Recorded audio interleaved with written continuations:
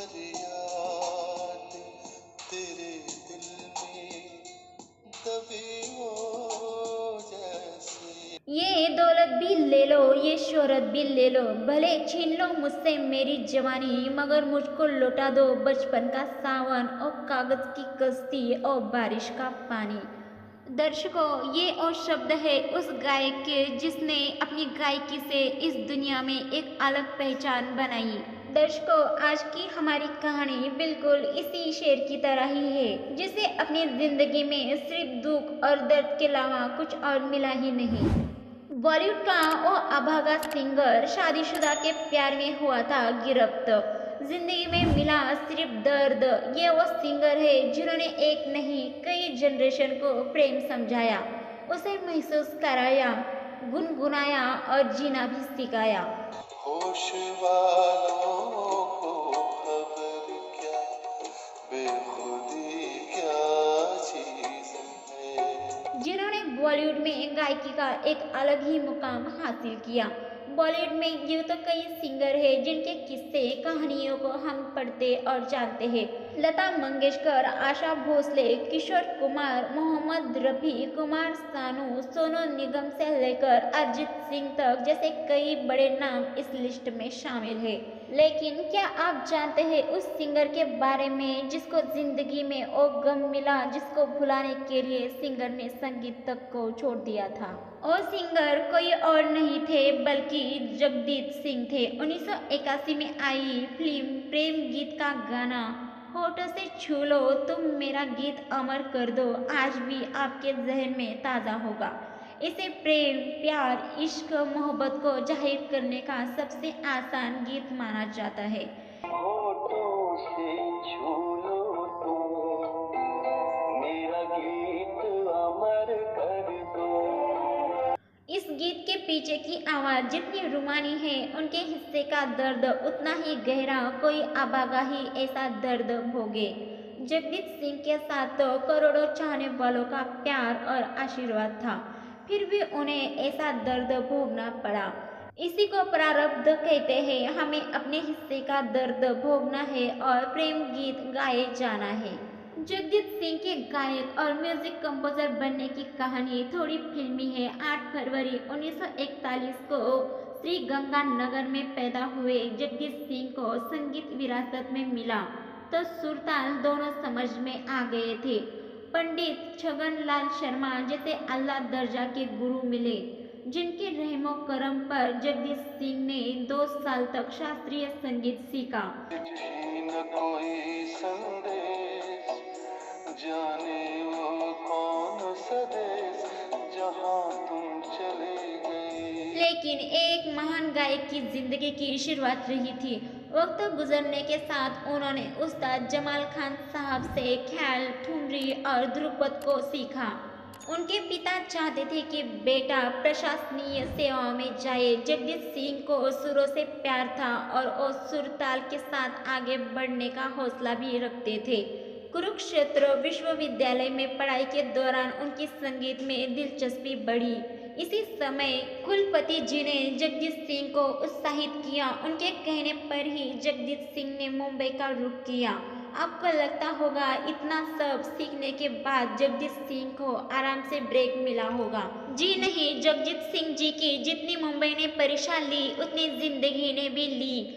जगजीत सिंह मुंबई आ गए थे। शुरुआत में बड़ा ब्रेक नहीं मिला तो पेइंग गेस्ट के तौर पर रहते हुए विज्ञापनों के लिए जिंगल्स गाना शुरू किया। शादी या दूसरे समारोहों में भी मौका मिलते ही परफॉर्म करते रहे। तुम इतना जो मुस्कुरा रहे हो क्या गम है जिसको छुपा रहे हो। यह कोशिश रोजी रोटी को जुटाकर मुंबई जैसे शहर में टिके रहने के लिए थी। जगजीत सिंह जब स्ट्रगल कर रहे थे तब वो एक गुजराती परिवार से अक्सर मिलने जाया करते थे, जिनके पड़ोस में चित्रा जी रहती थी। रिपोर्ट्स के मुताबिक चित्रा जी तब शादीशुदा थी। उन्होंने देवो प्रसाद दत्त से शादी की थी, जिनसे उनकी एक बेटी थी जिसका नाम मोनिका था। चित्रा जी के पति देवो प्रसाद भी संगीत में गहरी रुचि रखते थे। इसीलिए घर पर ही उन्होंने एक स्टूडियो बनवाया था। चित्रा जी ने एक दिन गुजराती फैमिली से मिलने जा रहे जगदीश सिंह को देखा। चित्रा जी से तमाम लोग जगदीश जी की गायकी की तारीफ करते थे। हालांकि चित्रा जी को उनकी आवाज़ पसंद नहीं आई। जगदीश जी अपनी गायकी से धीरे धीरे लोकप्रियता के शिखर के ओर बढ़ने लगे, तो दूसरी ओर चित्रा जी की गिनती भी मशहूर गायकों में होने लगी। को देखा तो ये ख्याल आया, जिंदगी धूप तुम। जगजीत सिंह एक दिन जिंगल रिकॉर्ड करने के सिलसिले में देवो प्रसाद के घर पहुंचे, मगर चित्रा जी ने उनके साथ काम करने से साफ इनकार कर दिया, जिससे जगजीत सिंह के स्वाभिमान को ठेस पहुंची और वो चित्रा जी से बोले कि उन्हें भी उनकी ज़रूरत नहीं है। चित्रा जी को जगजीत जी का स्वाभिमानी स्वभाव बहुत पसंद आया। दोनों के बीच दोस्ती पनपने लगी, जो वक्त गुजरने के साथ प्यार में बदल गई। चित्रा जी के पति ने एक दिन उन्हें छोड़ दिया और 1968 में दूसरी लड़की को जीवन साथी बना लिया। वहीं चित्रा जी ने अपनी बेटी मोनिका की कस्टडी हासिल की और जगजीत सिंह जी से शादी कर ली।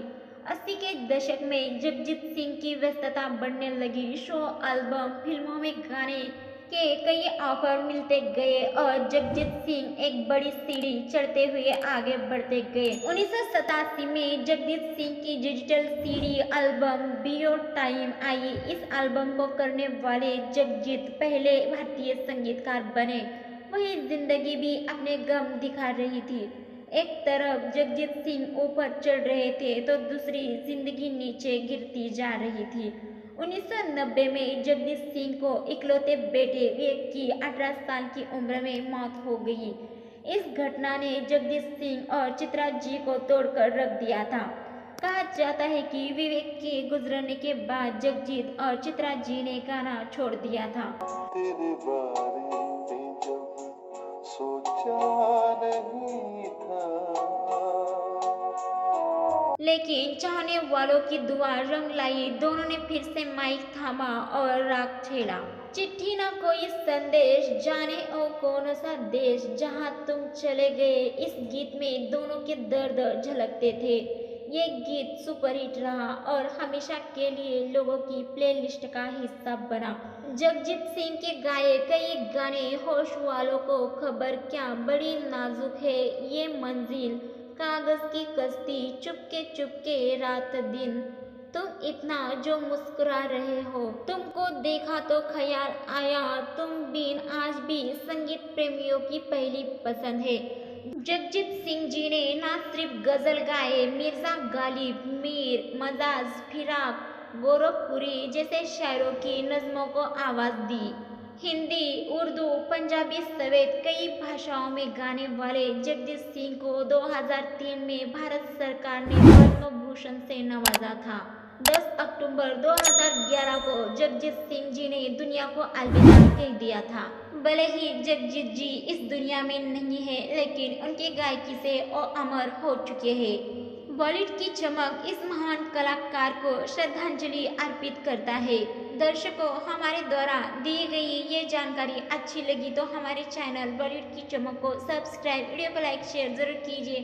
साथ ही में जगजीत जी का कौन सा गाना आपका फेवरेट है और हमें कमेंट करके ज़रूर बताइए।